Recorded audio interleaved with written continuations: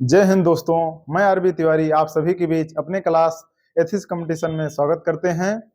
आज आप सभी का ये जो मैथ में है नंबर सिस्टम चैप्टर, इसका आज पार्ट नंबर 4 है। आइए हम कल इकाई अंक पढ़े, मतलब यूनिट डिजिट इकाई अंक सीखना, घात की पावर क्या थी आपका जो है, आप सभी लोग वीडियो देख लिए होंगे। आइए आज हम नेक्स्ट टाइप पर चलते हैं। आपका फैक्टर गुणनखंड टाइप है। फैक्टर गुणनखंड, गुणनखंड आपका जो है, इसमें 4 प्रकार का टाइप है। वही अब 4 प्रकार सीखना है, एक तरीके में सभी सीख लीजिए। अब जैसे मान लीजिए आपका 36 ले लीजिए, तो 36 के कौन कौन से गुणनखंड होंगे? 1 2 3 4, उसके बाद 9, फिर 12, फिर 18, फिर 36। इसको इसके जो है 36 के इतने गुणनखंड होंगे, 1 2 3 4 9 12 18 36। अब इसमें अगर पूछा जाए कि सम गुणनखंड कितने हैं, विषम गुणनखंड कितने हैं, तो सम अगर देखा जाए 1 2 3 4 5, 1 2 3 4 5, तो 1 से कटा, 2 से कटा, 3 से कटा, 4 से कटा, उसके बाद 6 से भी कटेगा 36, 6 से कटा, उसके बाद 9 12 18 36। तो यहाँ सम संख्या 1 2 3 4 5 6 है। जब 6 सम है तो विषम अपने आप जब पूरा 9 होगा, शायद 1 2 3 4 5 6 7 8 9, तो विषम यहाँ पर आपका हो जाएगा 3। अगर अभाज्य संख्या पूछी जाए तो अभाज्य गुणनखंड में 1 2 3 4। तो आइए हम देख लेते हैं इसका जो है, ये तो बेसिक है, आपको गिनना सिखाया जाता है। अब यहां पर पहले हम लिख देते हैं क्या पूछा जाता है। चारों टाइप। कुल गुणनखंड, कुल गुणनखंड, कुल गुणनखंड कितना होगा 36 में? सम गुणनखंड कितना होगा? सम गुणनखंड, सम गुणनखंड, फिर विषम गुणनखंड, विषम गुणनखंड, उसके बाद अभाज्य गुणनखंड कि अभाज्य गुणनखंड, अभाज्य गुणनखंड। तो आपका यहां 9 आया था पूरा टोटल, 1 2 3 4 5 6 7 8 9। अब यहां पर जो सम है 1 2 3 4 5 6 सम आया था। उसके बाद जब टोटल 9 है तो आपका विषम कितना हो जाएगा? 3। और अभाज्य कितना है? 1 2 3 4, 4 आपका अभाज्य गुणनखंड था। इसको ये तरीके से नहीं निकालना है जो आपका 36 है, इसको आप अभाज्य गुणनखंड में बना लीजिए। पहली बात तो इसको आप लिख सकते हैं 2 की पावर 2 और 3 की पावर 2, तो 9 चौक 36 आपका हो गया। अगर पूछा जाए कि कुल गुणनखंड निकालना आपको कैसे है, तो जब कुल गुणनखंड निकालना है, कुल गुणनखंड, तो कुल गुणनखंड आपका कैसे निकलेगा? जो है अभाज्य संख्या की जो घात है उसमें 1 जोड़ दीजिए, 1 जोड़ दीजिए, और जो अगली है गुणा कर दीजिए, अगली में भी 1 जोड़ दीजिए। तो 2 1 3, 3 गुणे 3 बराबर आपका 9 आ गया। अब यहां पर पूछा जाए अभाज्य संख्या, अभाज्य संख्या पूछा जाए तो जो घात है 2 + 2 बराबर 4 हो गया, जो घात है। अब जैसे मान लीजिए सम के लिए या विषम के लिए, तो जो आपका सम है या विषम, पहले लीजिए विषम बता रहे हैं, विषम, जो आपका विषम है इसको जो है आपका सम नहीं लेंगे आप, सम नहीं लेंगे, मतलब इसकी जो है इसका आप ले लीजिए। तो 2 + 1 आपका आ गया कितना? 3।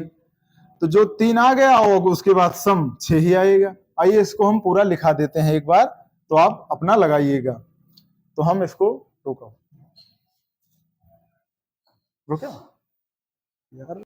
आइए हम इसका जो है, जो अब इसमें बहुत तरीका से, जैसे आपको कुल गुणनखंड ज्ञात करना है, कोई संख्या है, तो जो घात या पावर में 1 जोड़कर आपस में गुणा करना। अब आपको अगर सम गुणनखंड है तो पावर या घात में सम में कोई परिवर्तन नहीं और विषम में एक जोड़कर आपस में गुणा करना।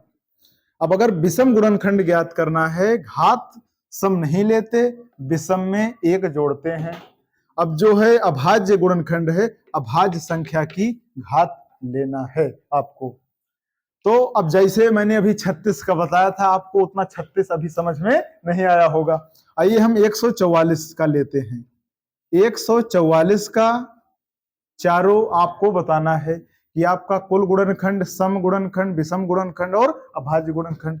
अब आप 144 का पहली बात इसको अभाज्य संख्या में कीजिए। ये कैसे किया जाएगा आइए हम बता देते हैं इसको। 144 आप पहले सीखे होंगे, गुणनखंड 2 से कटेगा तो 2 7 14, 2 दूनी 4, 2 से 36 कटा, 2 से 18 कटा, 2 से 9 कटा और फिर 3 से 3 त्रिका 9, 3 से 3 कटा 1 आ गया। तो आपको जो है 3 है अभाज्य, तो जो अभाज्य में लेना है, जैसे आपका 1 2 3 4, 2 की घात आपका 4 है गुणा और 3 की घात 2, 3 की घात 2 है। बस यही करना है इसे गुणनखंड के बीच से आपका ये आप रफ में कर लीजिए बगल में। अब आपको अगर कुल अभाज्य गुणनखंड ज्ञात करना है, कुल अभाज्य गुणनखंड, हाँ अभाज्य गुणन, नहीं कुल गुणनखंड, कुल गुणनखंड, कुल गुणनखंड, उसके बाद सम गुणनखंड, उसके बाद विषम गुणनखंड, उसके बाद अभाज्य गुणनखंड। आपका यही चारों टाइप एक साथ में हो जाएगा। अब आपका कुल गुणनखंड कैसे ज्ञात होगा? कुल गुणनखंड में आप पढ़िए, घात में एक जोड़कर आपस में गुणा करना। तो जो आपकी 2 की घात 4 है, इसमें आप एक जोड़ दीजिए, तो 4 + 1 और उसके बाद गुणा, फिर अगली घात में 2 + 1, 2 + 1 बरा मतलब 3 हो गया। तो 4 1 5, 4 1 5 और 2 1 3, तो 5 तिहाई आपका 15 हो गया कुल गुणनखंड 144 में। अब आपका सम निकालना है, तो आप क्या करेंगे इसमें? तो सम में आप पढ़िए, पावर मतलब घात में सम में कोई परिवर्तन नहीं। आपको जो सम है उसमें कोई परिवर्तन नहीं करना, मतलब जो सम है, सम की घात कितना है 4, इसमें कोई परिवर्तन नहीं करना। अब विषम में एक जोड़कर आपस में गुणा करना, तो जो आपकी विषम है उसमें एक जोड़ दीजिए, तो 2 + 1 गुणे 2 + 1, तो आपका हो गया 2 1 3, 4 3 12। तो अगर टोटल 15 है, सम आपका 12 निकल आया, अभाज्य विषम आपका 3 निकल आएगा। लेकिन वो भी सीख लीजिए कैसे वो निकलेगा। विषम गुणनखंड में घात सम नहीं लेते, मतलब आपको ये नहीं लेना है, और विषम में एक जोड़ते हैं, मतलब आपको सम नहीं लेना, विषम में एक जोड़ते हैं। तो विषम आपका कितना है 2, 2 + 1 कितना हो गया 3, 3 आपका हो गया। और वैसे 12 3 15, जब टोटल 15 था, आपका सम निकला 12, तो विषम कितना आएगा 3। अब आपका अभाज्य संख्या कैसे ज्ञात करना है इसका देखिए। अभाज्य संख्या की घात लेना है, जो अभाज्य संख्या की घात है, तो 2 की घात कितनी है 4, और उसके बाद 3 की घात कितनी है 2, तो 4 + 2 बराबर आपका 6 आंसर आ गया। यहाँ पर 15, फिर 12, फिर 3, फिर 6। आइए हम अगला क्वेश्चन इसी में देखते हैं। हम दे रहे हैं 100 आपका, जो आपका 100 है, ये सभी लोग नोट कीजिए। जो है 100, 100 के चारों बताइए। तो पहली बात, जो आपका 100 है, तो 100 में आपको जो है इसको गुणनखंड अभाज्य विधि में आपको ज्ञात करना है। कैसे ज्ञात होगा आइए। तो पहले 2 से काटिए, 2 पंचे 10, 50 हो गया, फिर 2 से काटे 25 हो गया, 2 से फिर 5 से कटा, 5 25 और 5 1 5, तो आपकी 2 की पावर 2, 2 की पावर 2, फिर 5 की पावर 2, 5 की पावर 2 आपका हो गया। अब आइए इसमें कुल गुणनखंड, कुल गुणनखंड, कुल गुणनखंड, अब उसके बाद सम गुणनखंड, अब फिर विषम गुणनखंड, विषम गुणनखंड, और फिर अभाज्य गुणनखंड। ये आपका चारों ज्ञात करना है। अब कुल गुणनखंड में क्या करना है, आपको घात में एक जोड़कर गुणा करना है। तो 2 की घात कितनी है 2, 2 + 1, 2 + 1, फिर गुणे 2 + 1, 2 + 1, तो 2 1 3 और 3 त्रिका 9, तो कुल गुणनखंड आपका आ गया 9। अब सम कैसे ज्ञात करना है आपको? सम गुणनखंड में घात में सम में कोई परिवर्तन नहीं, मतलब सम में कोई परिवर्तन नहीं, सिर्फ आपको 2 लेना है। उसके बाद अगले में जो विषम है उसमें एक जोड़ देना है, तो 2 में एक जोड़ा जाएगा, आपका हो जाएगा 3। तो यहां पर हो गया 3, 3 दूनी 6 आपका आ गया। तो जब पूरा 9 है तो आपका कितना आएगा? यहाँ 6 निकल गया सम, तो बचेगा विषम 3, लेकिन 3 भी निकाला जाएगा कैसे, इसको देख लीजिए। विषम आपको ज्ञात करना है, तो विषम में मैंने क्या बताया, इसको याद रखना कि घात सम नहीं लेते, मतलब इसको नहीं लेना है। उसके बाद विषम में एक जोड़ देंगे, तो 5 की पावर 2 है, तो 2 + 1 बराबर आपका कितना हो गया? 3। और अभाज्य गुणनखंड कैसे ज्ञात होगा? बस अभाज्य संख्या की घात लेना है, तो 2 + 2, 2 + 2 आपका हो गया 4। आइए हम एक क्वेश्चन और बताते हैं इसमें आपको। ये आपका तो आ ही गया, अब आपका हो गया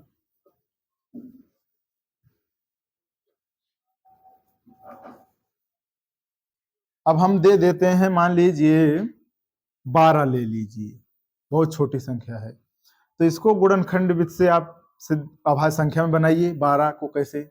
जब ले 2 से काटिए, 2 छंग 12, 2 तिहाई 6 और 3 इक्के 3, तो 2 की घात 2 और गुणे 3 की पावर 1 आपका 12 हो गया। अब इसमें कुल गुणनखंड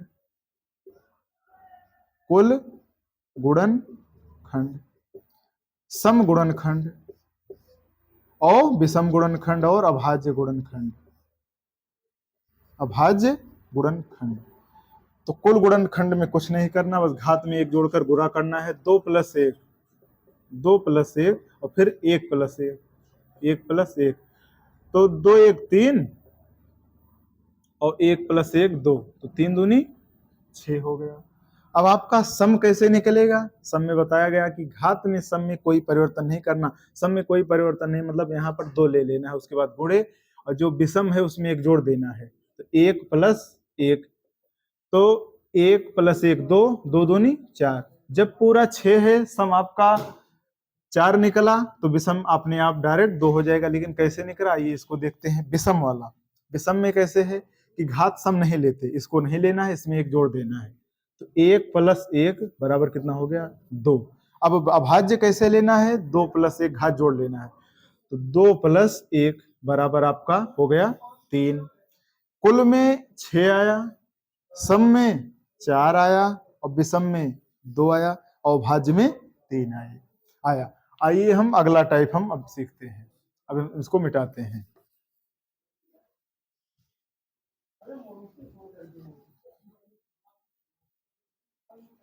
अब अगला जो है टाइप, शून्यों की संख्या ज्ञात करना कि शून्य कितना आएगा। शून्यों की संख्या, नंबर ऑफ 0, शून्यों की संख्या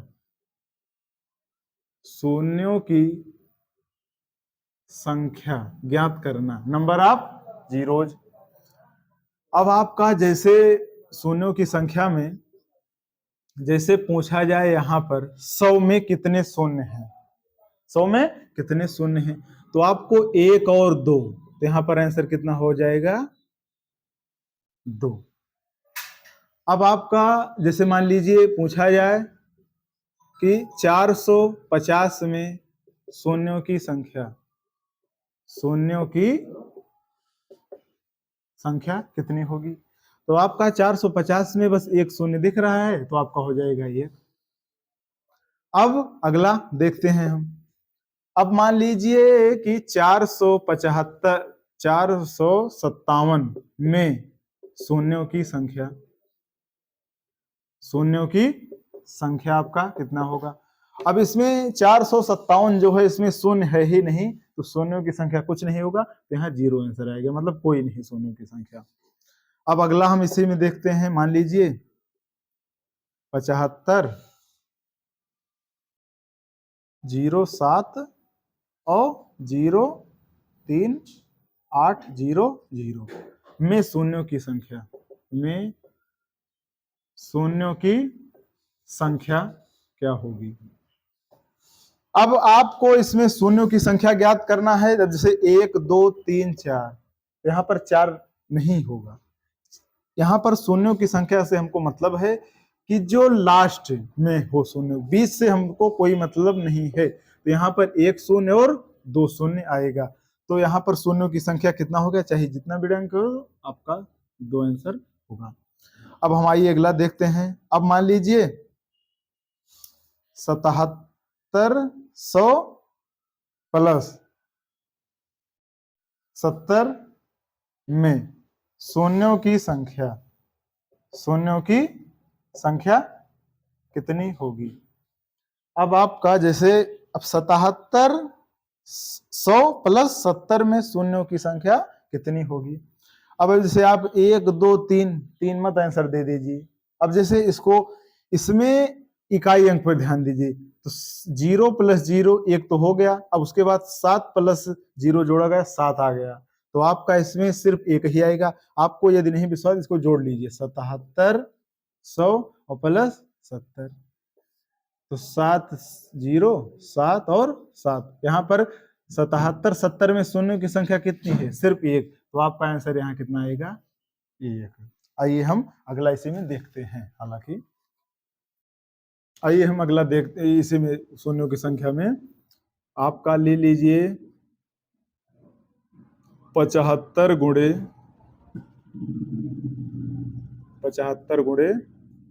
45 में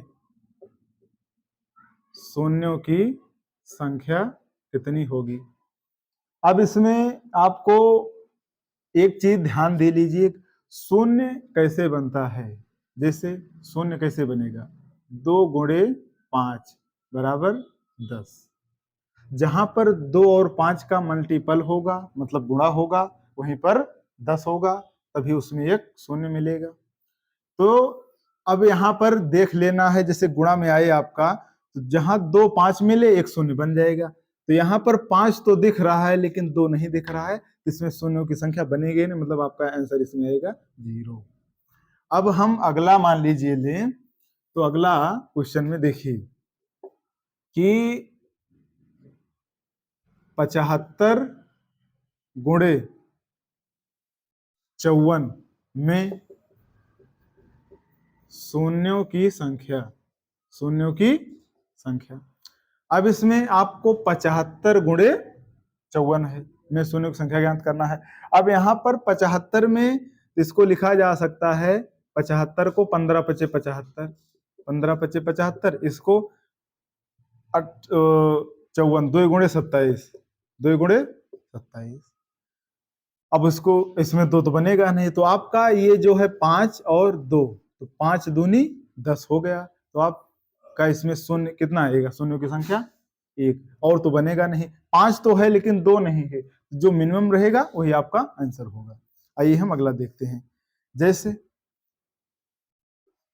76 गुणे 74 में शून्यों की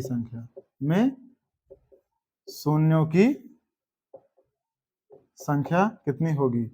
अब 76 और 74, तो आपका 2 तो मिल रहा है लेकिन 5 नहीं मिल रहा, तो आपका 10 नहीं बनेगा, शून्यों की संख्या नहीं आएगी, तो इसमें शून्यों की संख्या 0 होगी।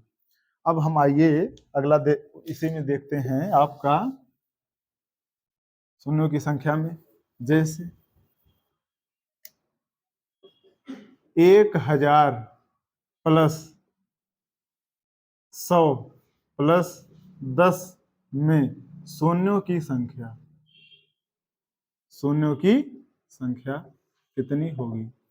अब आपको 1000 मतलब 100 और प्लस 10 में शून्यों की संख्या, तो आपको जैसे यहाँ 1 2 3 4 5 6 आंसर मत दीजिए। अब यहाँ इसको जोड़ लीजिए, यदि पहले 1000 फिर 100 फिर 10, अब आपका 0 फिर 1 फिर 1 फिर 1, तो आपका यहाँ शून्यों की संख्या कितना आया, सिर्फ 1। तो आपका आंसर कितना होगा, ओनली 1। आपको सिर्फ इकाई अंक ध्यान देना, 0 0 0, 1 तो आ गया, लेकिन अगला जब चलेगा 1 में 0 जोड़ा जाएगा तो 1, और फिर 1 आया, 1 में 0 जोड़ा जाएगा तो 1 आएगा, तो शून्यों की संख्या नहीं बनेगी। अब इसमें जैसे ये तो हो गया, आपका आंसर आ गया 1। अब जैसे इसी में ले लिया जाए कि 1000 गुणे 100 गुणे 10 में शून्यों की संख्या, शून्यों की संख्या। अब इसमें कि जितनी घात है उसको देख लीजिए कैसे बनेगा ये।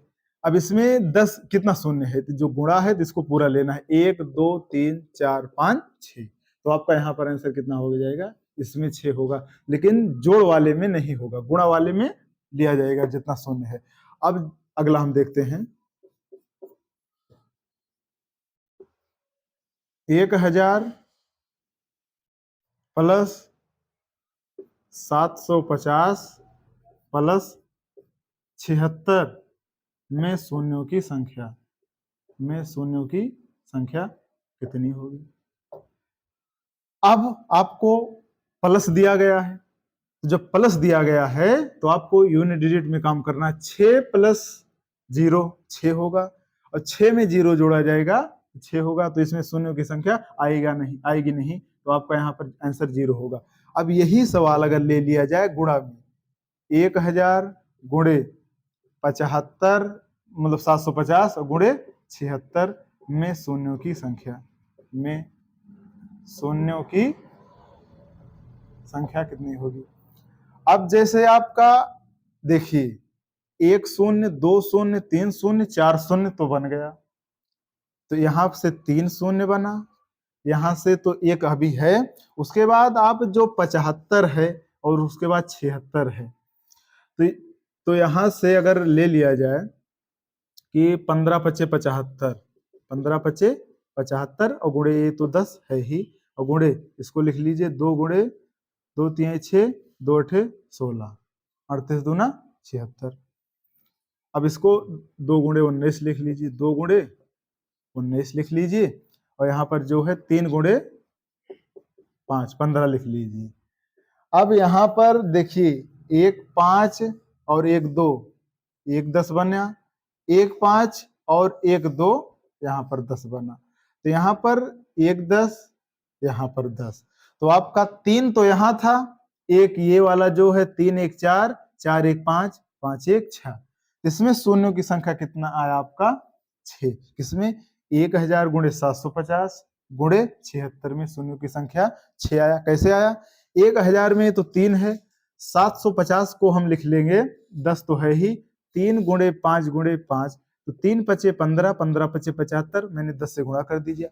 अब 76 को क्या लिखा जा सकता है, 2 गुणे 2 गुणे 19, तो 2 दूनी 4 19 चौक 76, तो 2 5 और 2 से 10 बना, 5 और 2 से 10 बना, तो आपका 3 0 1 4 1 5 1 6, तो आपका आंसर 6 आया शून्यों की संख्या में। आइए हम इसमें और सवाल देखते हैं, शून्यों की संख्या।